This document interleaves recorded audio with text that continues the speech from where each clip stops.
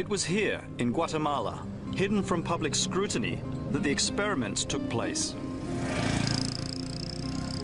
Conscripted soldiers, prisoners, prostitutes, the mentally ill, and even orphans like Marta Oriana, Guatemalans used by the US government as human guinea pigs. Pues sí, porque como digo yo, para experimentar, ¿verdad? Como que fuéramos animales. No one gave their consent, and they were certainly not informed that they were being infected with syphilis and gonorrhea. ¿Quién dijo que tenían que tener estas inyecciones? ¿Los americanos? Sí, los americanos fueron los que me pusieron esa inyección. So then you have to ask, did they go back into the community? Did they spread this disease? Did we really give the people of Guatemala syphilis?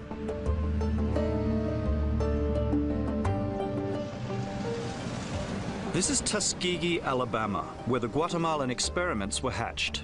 The site of America's most infamous medical experiment, which began in the 1930s and ran until the 70s, with the unambiguous title, Untreated Syphilis in the Male Negro. Here, doctors found African Americans already infected with syphilis and then left them untreated so that they could monitor their progress. They never told the men that they had the disease. It became a national disgrace.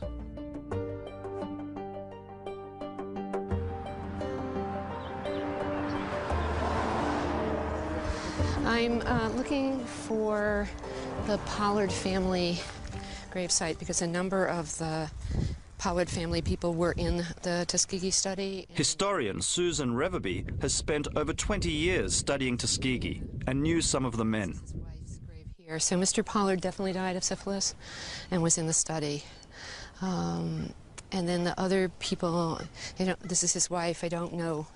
We don't know what happened to the wives. One of the doctors, John Cutler, still defended the Tuskegee study more than 20 years after it was exposed in the press and stopped, saying, "These individuals were contributing towards the health of the black community, rather than simply serving as guinea pigs for the study."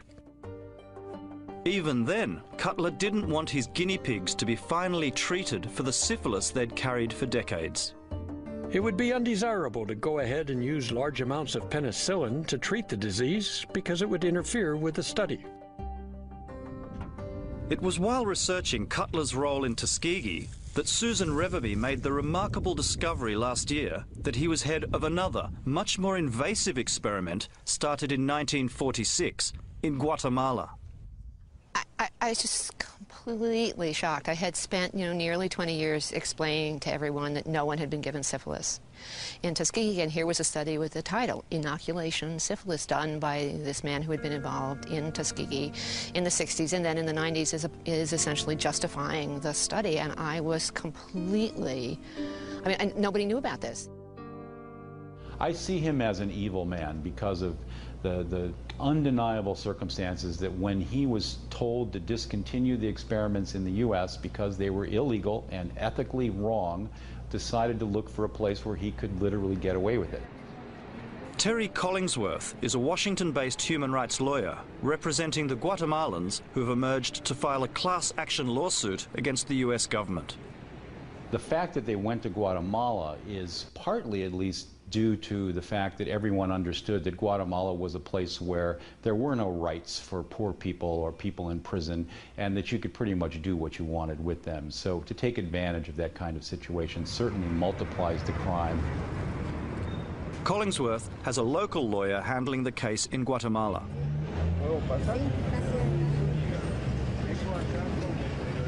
Aquí están las personas y aquí está su nombre, Marta Cesarea Pérez Ruiz. Sí, y aparte cuando ya se incluyan ya sus hijos, pero todos están ya en la demanda. Aparte de usted hay otras. Some claim to be direct victims, and others, like Marta Cesarea's children, descendants of victims. One of them was born without a brain, and her severely disabled daughter was born with syphilis. Syphilis is a disease which, if not treated early enough, can lead to serious physical and mental illness and can even kill. Allá le detectaron a ella la sífilis, pues. Decía el médico que saber qué enfermedad tenía yo, pero casi no, cuando él detectó era la sífilis, sí, ajá, y las dos. Entonces nos pusieron con penicilina bien doble, dijo el médico, para, ¿verdad? Porque está muy avanzado.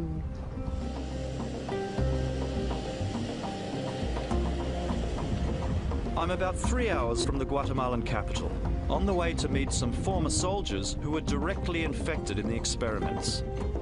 Now well into their 80s, they're some of the only known survivors.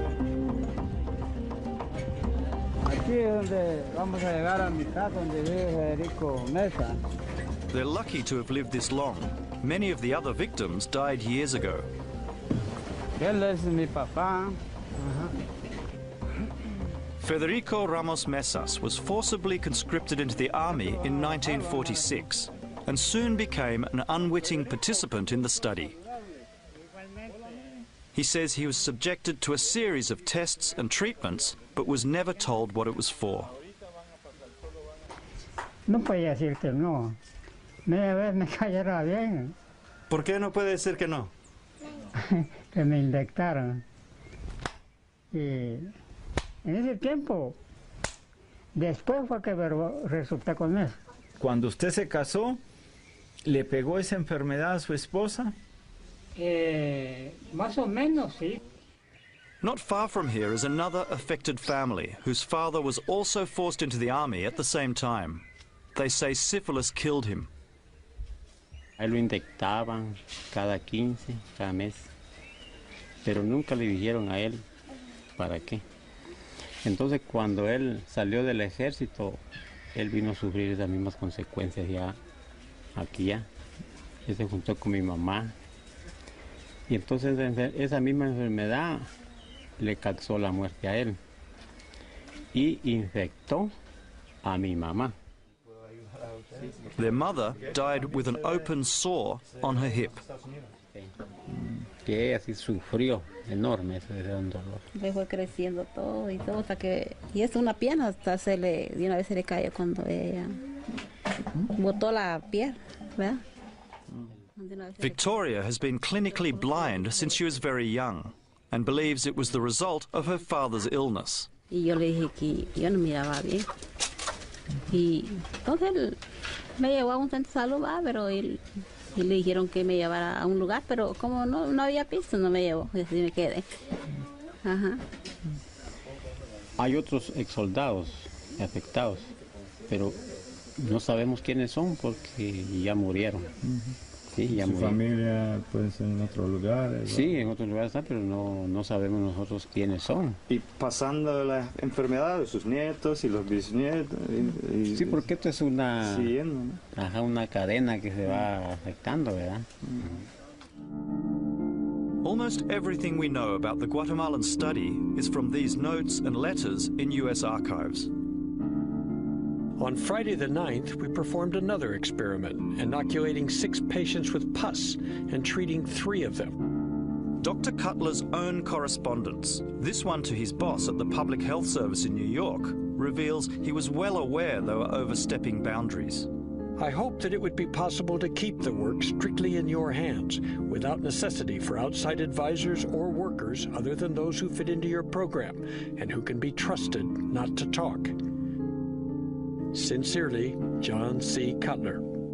I think every person who got infected, however the methodology was a victim of a serious crime, an invasive crime. Your body is your temple, so to speak, and to have someone without telling you expose you to a disease that would damage you is a really serious crime. But they did it with children, and to me that takes another level of wrong. Behind these walls in the capital, Guatemala City, is the orphanage. The complex covers an entire city block. It was somewhere inside here 64 years ago that a then 10-year-old Marta Orellana says her nightmare began. Y me acostaron en una camilla. Entonces un doctor estaba de este lado y el otro, y la enfermera me tenía agarrada la cabeza. Entonces ellos hicieron por abrirme las piernas, ¿verdad? Y yo no quería. Entonces yo como niña de 10 años con sus fuerzas que podía tener, ¿verdad? Yo no quería y no quería, y yo hacía lo posible porque no. Entonces ellos decían, no se puede, no se puede. She says the director, Dr. Corfino, hit her in the face to get her cooperation. Entonces ellos empezaron, no sé si eran gasas o algodones, no sé, pero ellos me abrieron las piernas y me hicieron ese examen en mis partes, pues, y me metían los dedos con algodón y iba de meterlos y los ponían en una cajita que ellos tenían hacia un lado y yo lloraba, pues, porque una niña, pues, me dolía, ¿no? After this, she became so sick, she says she was bedridden for weeks. The next time she was called in, it was in a group of 10 girls. Me volvieron a llamar y entonces ahí fue donde me pusieron con la cabeza hasta los pies, me doblaron y me sacaron el líquido de la columna. Entonces yo sí, cuando ellos me sacaron la aguja, yo curiosa como niña, ¿verdad? Volteé a ver así y así fue el poco de que me sacaron de la columna, amarillo. Well, to intentionally infect children with a disease so that you can test drugs on them, it really sinks to about the lowest of the lows in the 7 levels of hell.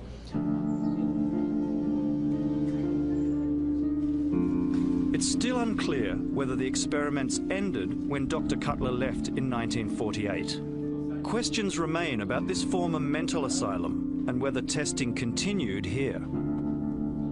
One man, who is also listed as a plaintiff, is convinced that years after Dr. Cutler left, his brother was experimented on here.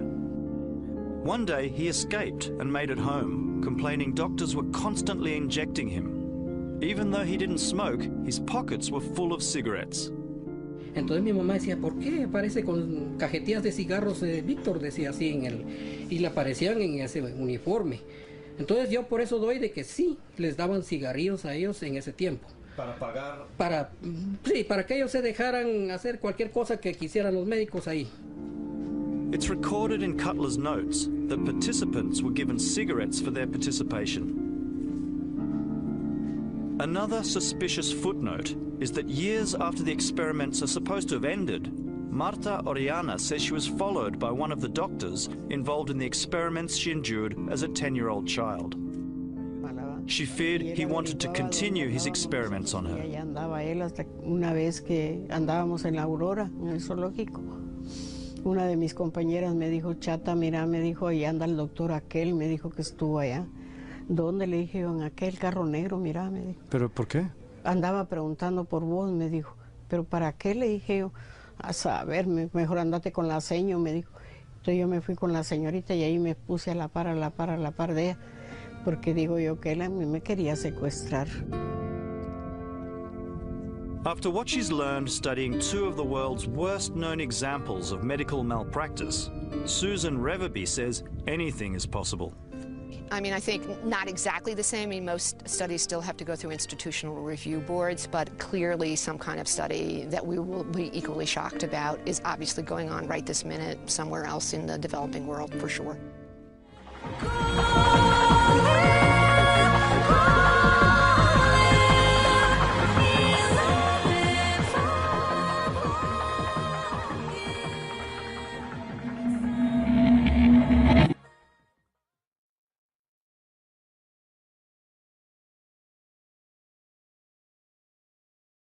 We are anonymous. We are legion. We do not forgive. We do not forget. Expect us.